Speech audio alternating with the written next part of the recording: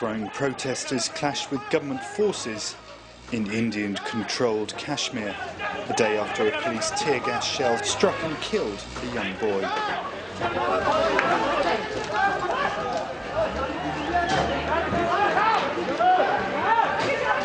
At least 17 protesters and 8 troops were injured in violent clashes, as protesters hurled rocks and stones at police and paramilitary. Soldiers used tear gas in a bid to quell rioters in Srinagar, Indian Kashmir's main city. Previously, 14-year-old Wamik Farouk was struck in the head by a similar tear gas shell during a protest against Indian rule.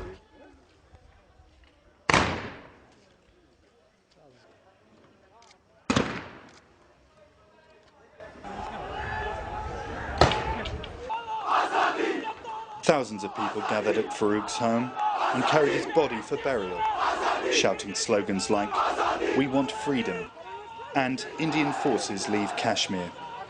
Kashmir, which is predominantly Muslim, is divided between India and Pakistan and claimed by both in its entirety. Anti-Indian sentiment runs deep in the region, where more than a dozen rebel groups have been fighting for Kashmir's independence from India or its mergence with neighbouring Pakistan since 1989.